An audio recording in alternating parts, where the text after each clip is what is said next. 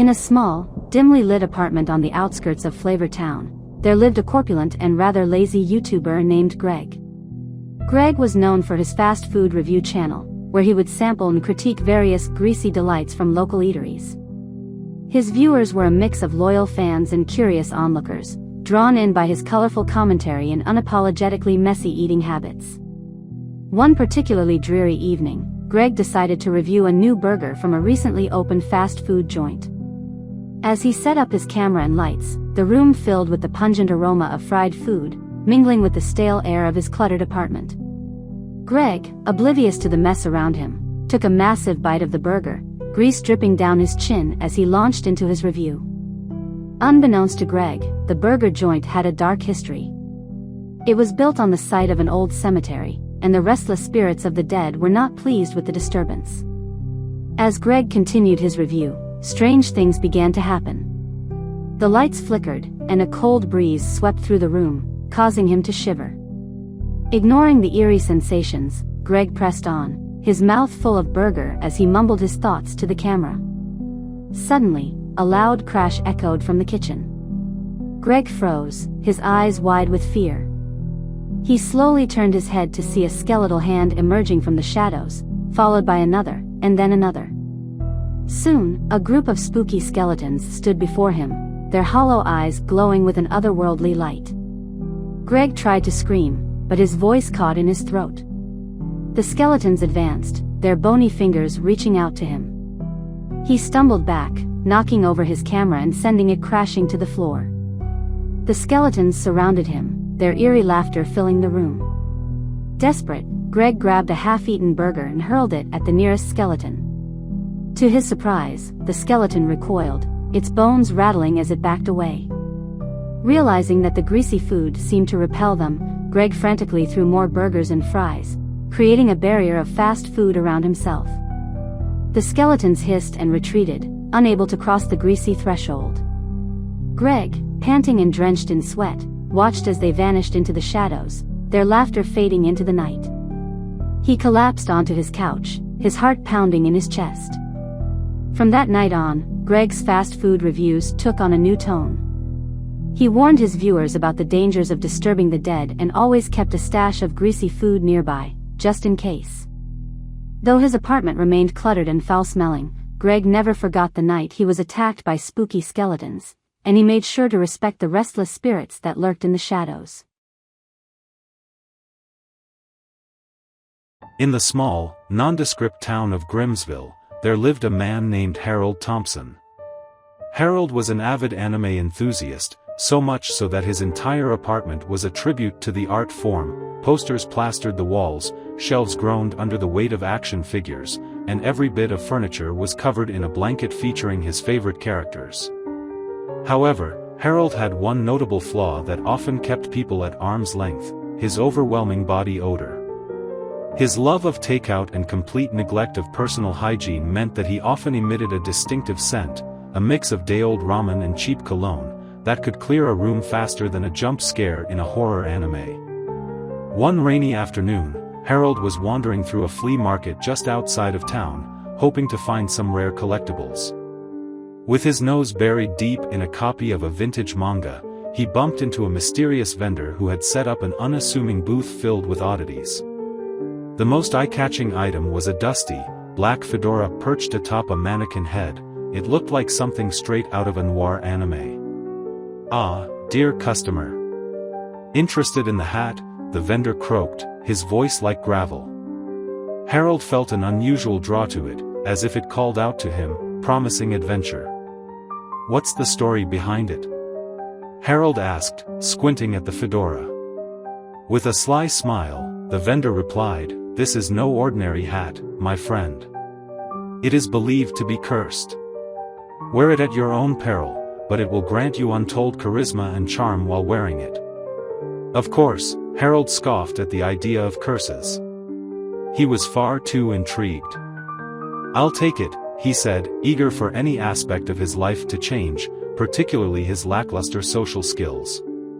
The vendor grinned wider, revealing a set of crooked teeth. "Also, it's best if you don't take it off until sundown."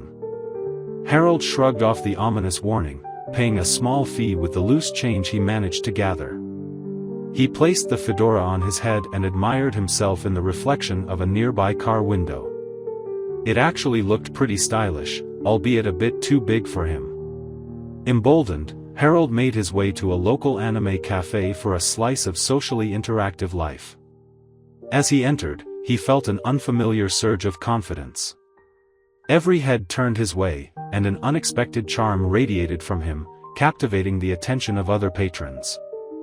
"Nice hat," shouted a group of fellow anime fans, visibly impressed. Encouraged, Harold strutted over, striking poses like his favorite heroes from the shows he loved so much. As conversations flowed and laughter echoed, Harold realized he was blending easily with everyone. His senses had somehow heightened, he could connect, joke, and share details about the latest anime with genuine ease. The stench that usually hung around him seemed to dissipate, or perhaps it was simply masked by the vibrant atmosphere.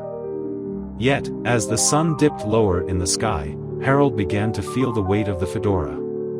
It pressed down on his brow, and a creeping unease settled in. He recalled the vendor's warning and glanced around to see if anyone else noticed the fedora's strange effect.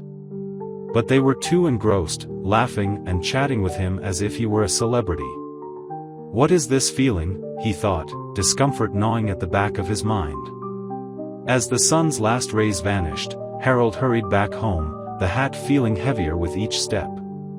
When he reached his apartment, he immediately plopped down in front of the mirror, staring at the fedora, now seemingly pulsating with energy. Suddenly, he felt a burning sensation in his forehead, and the charm and charisma that had flowed through him began to twist.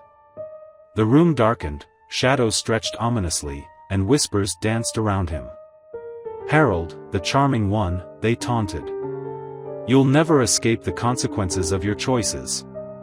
With a quick breath, he snatched the fedora off and tossed it across the room. The moment it left his head, a chill swept through the air, and the whispers faded into eerie silence. Breathing heavily, Harold realized the truth: charisma is a fragile mask, and without the fedora, he remained the same messy, foul-smelling nerd who loved anime with all his heart. Yet in that moment of vulnerability, he found clarity. Embracing his true self, he set about improving his hygiene and gaining the confidence to be the authentic version of himself. A few weeks later, after much perseverance, Harold walked into the same cafe, this time without the cursed fedora but radiating a newfound confidence. He accepted himself, odor included, and engaged genuinely with others, finally winning friends who appreciated him for who he was, anime enthusiast and all. Though he never returned to the flea market, the experience served as a reminder that real charm wasn't in a cursed fedora but in the confidence to be proud of one's unique quirks.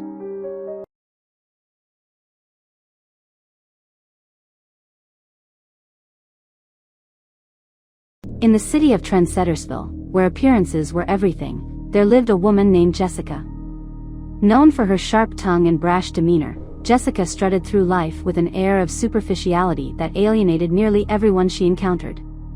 Her beauty routine consisted of expensive products and frequent trips to the salon, but despite her efforts, she remained, at best, an object of ridicule among her peers. Jessica's latest endeavor was a desperate quest for what she believed would be a transformative plastic surgery. After a series of questionable romantic encounters left her feeling less than desirable, she decided to undergo a procedure to fix what she referred to as her blown-out vagina. Convinced that this surgery would restore her confidence and catapult her back into the limelight as a desirable figure, she scheduled the procedure at a high-end clinic known for its celebrity clientele. On the day of the surgery, Jessica entered the clinic with her usual arrogance and a lingering chip on her shoulder. She treated the staff with disdain, rolling her eyes at everyone who dared to check her paperwork. "I'll be the most stunning woman in the world after this," she announced loudly, causing everyone in the waiting room to glance up in disbelief. The surgery went off without a hitch. However, unbeknownst to Jessica, there was a rare and bizarre side effect that affected only a handful of patients. When the anesthetic wore off and she woke up, she felt the weight of her head and noticed that everything in her field of vision appeared distorted. She rushed to a mirror, only to be met by a sight that would haunt her for the rest of her life. Her head had inflated to 3 times its normal size. Panic set in as she frantically dialed the clinic to report the bizarre development. The receptionist, barely containing her laughter, informed Jessica that the condition was known as celebrity head syndrome, an exceedingly rare occurrence following certain types of procedures. Mortified, Jessica stumbled out of the clinic, her outrageously large head bobbing awkwardly with every step. That moment marked the beginning of Jessica's downfall. As she wandered the streets, people stopped and stared, incredulity written all over their faces. Phone cameras flashed as passers-by captured her newfound hilarity on social media. Best described as a cartoonish spectacle, she quickly became a viral sensation, though not for the reasons she had envisioned. Memes of Jessica the Giant-Headed Wonder exploded across the internet. Videos of her struggling to maneuver through doorways and trying to balance her oversized head while engaging in her usual rude antics were shared endlessly. The world had found its new laughing stock, and mockery soon became Jessica's undesired company. In an attempt to maintain some semblance of dignity, Jessica tried to embrace the attention, making appearances at events where she believed she could reclaim her old self. But with each public outing, the ridicule only intensified. People shouted comments about her head being a marvel of medical mischief and called her Big Head Jessica, turning her name into a punchline. Desperate and defeated, Jessica attempted to reach out to the clinic for a solution, but with every call, she was greeted with laughter and thinly veiled amusement on the other end. She had become the butt of their jokes, proof of the risks involved in a culture obsessed with perfection. Alone and humiliated, Jessica eventually retreated from public life, choosing to hide away from the glaring eyes and mocking words. In the end, the woman who had once taken such pride in her appearance was left to confront a new reality wherein her vanity had transformed her into a caricature of herself. As time passed, Jessica became a cautionary tale, a reminder of the perils of vanity and the importance of humility.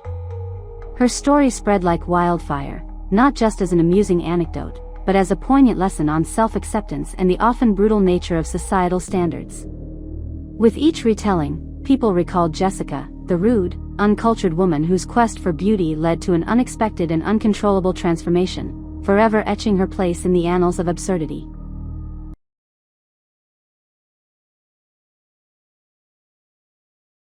Under the neon glow of the Waffle House sign, the familiar hum of late-night chatter mixed with the enticing sense of buttery waffles and sizzling hash browns.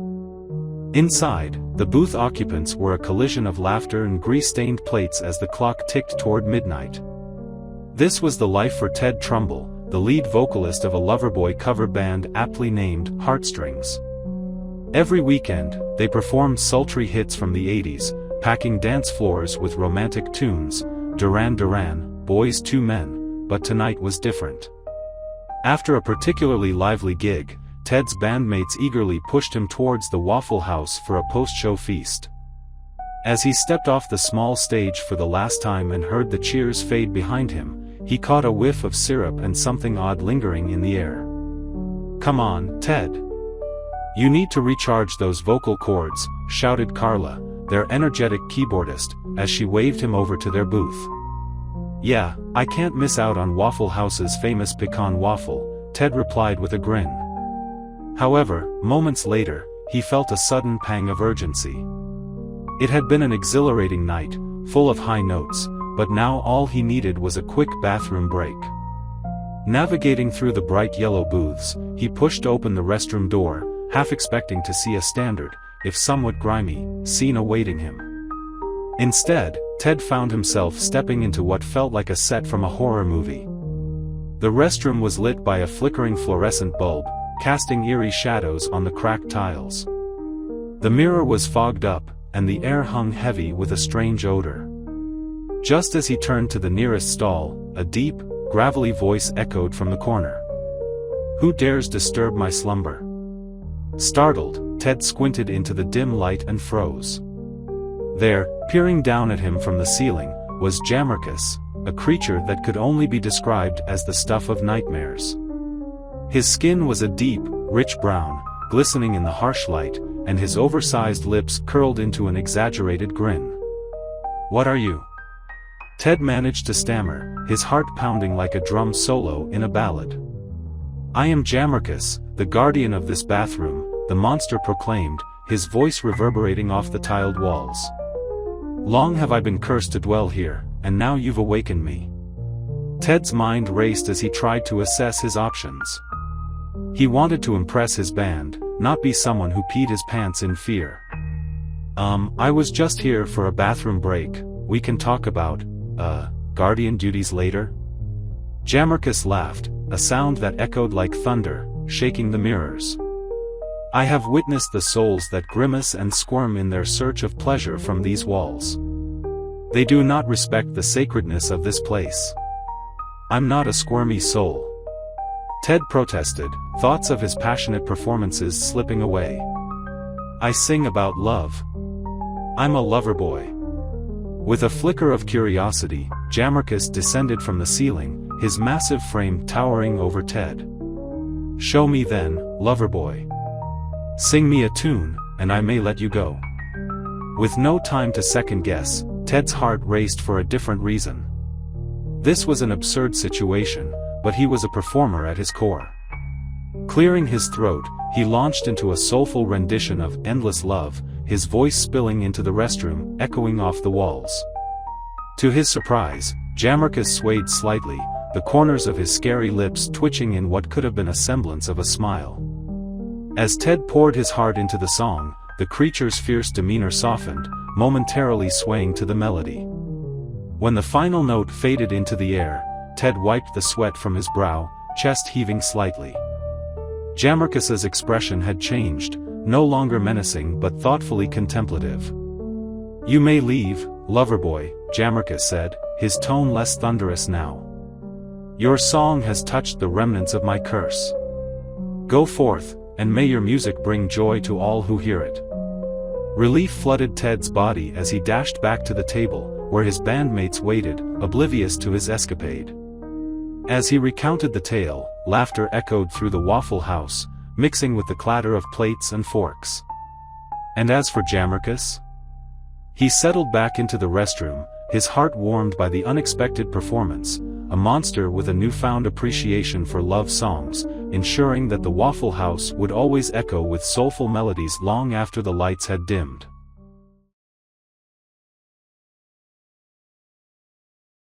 In the bustling city of Newcrest, there lived a once celebrated OnlyFans model named Lola Sinclair. At the age of 42, Lola had seen her fair share of triumphs and tribulations in the digital world. With her stunning looks and undeniable charisma, she had amassed a devoted following. But as trends changed and youth dominated social media, she found herself grappling with the reality of waning popularity. One breezy afternoon, while scrolling through an app called Temu, Lola stumbled upon an array of quirky items.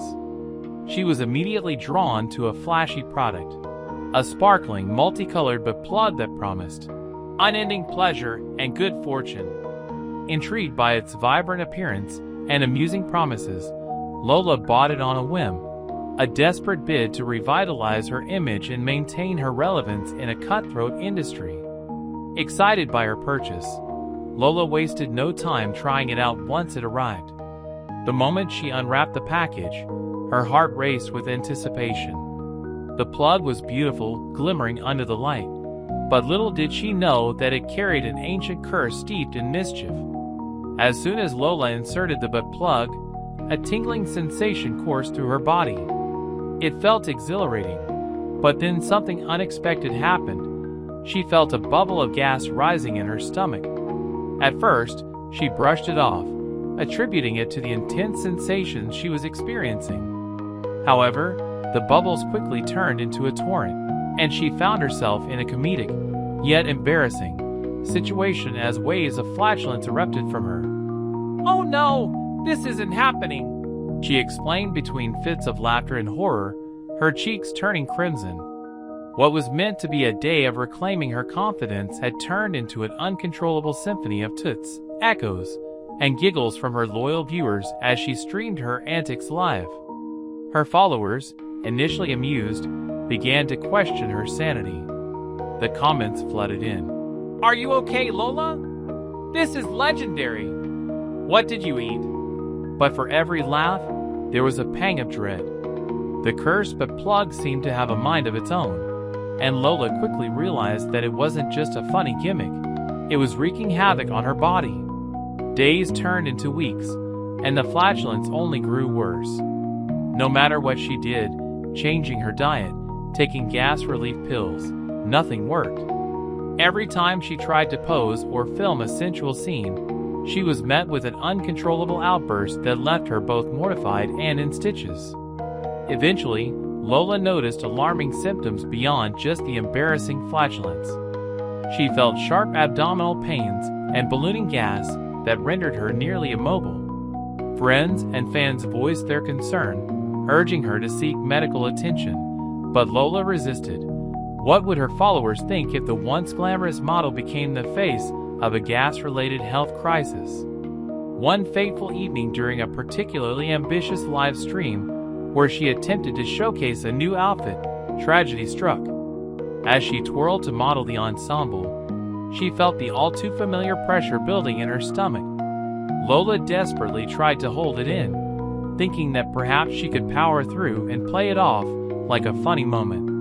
But just as she struck a pose, an intense and thunderous explosion echoed through her apartment, reverberating off the walls with a force that seemed almost supernatural. The impact was so great that it sent her tumbling to the floor, gasping in disbelief. A blinding flash filled the room, and she realized that the butt plug's curse had finally claimed her in the most bizarre manner imaginable. Her existence, albeit briefly, ended in a cacophony of chaos. In the aftermath, her fans were left in disbelief. Lola's channel was inundated with messages, tributes, and tribulations, as many spoke of her humor, beauty, and the unforgettable legacy she left behind. The cursed but plug became a notorious meme, a legend in the digital realm, warning others of the perils of poorly reviewed products and the dark humor of fate. Eventually, Lola's story served as a reminder to be careful with choices, especially in the pursuit of relevance and attention. And though her life ended in farce, she left behind laughter, a cautionary tale, and a curious longing for the days when the allure of being a star outweighed the silliness of the unexpected consequences that came with it.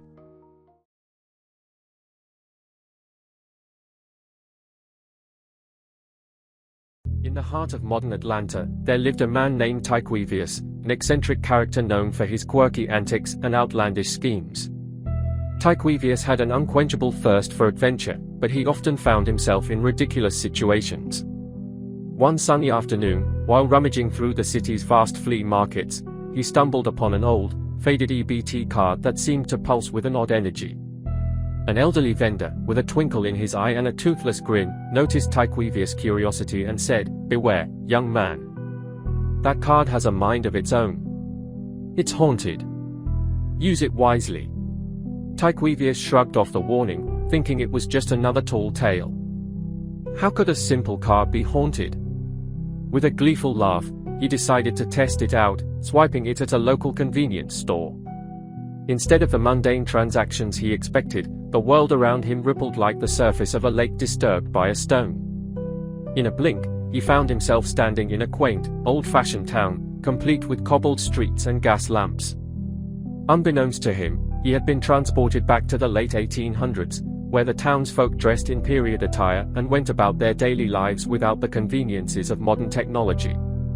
Tyquevius, ever the showman, decided to embrace this bizarre twist of fate. He started performing ridiculous stunts, like doing backflips off of carts and juggling chickens, to entertain the bewildered townspeople. Initially, they were amused by this strange man with his outlandish clothing and flamboyant personality. However, as days turned into weeks, Tyquevius' antics began to wear thin. From unnecessary pranks involving pies and splashing water at passers-by, to his insistence on hosting impromptu dance parties in the town square, the fun turned to frustration. One fateful afternoon, after a particularly chaotic episode where he had swapped the town's petitions with fake ones demanding a statue of himself, the townsfolk had enough.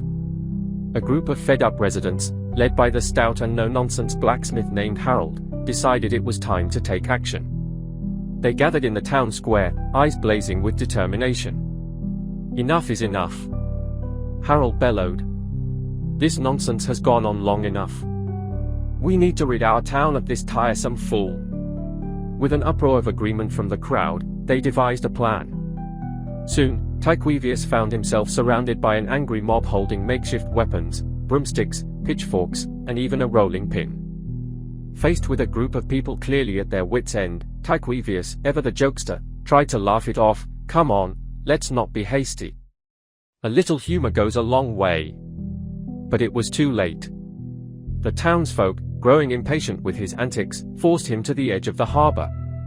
With a swift motion and a hearty push, they catapulted him over the side of the dock, sending him soaring through the air before he landed, splash, in the cold, churning waters of the ocean. Tyquevius, who had spent his life pranking and playing rather than swimming, flailed helplessly at the surface. Panic gripped him as he struggled against the waves, sputtering and gasping for air, but the ocean was unforgiving. The salt water burned his eyes, and soon he felt himself sinking beneath the frothy surface. Desperately, he clawed at the waves, but the weight of his antics had finally caught up with him. The townsfolk watched from the shore, a mix of triumph and regret on their faces. With his final gasps echoing in the air, Tyquevius vanished beneath the waves, swallowed whole by the very sea that had once seemed an endless playground. In the days that followed, the old EBT card was left behind on the dock, quietly absorbing the stories of his folly.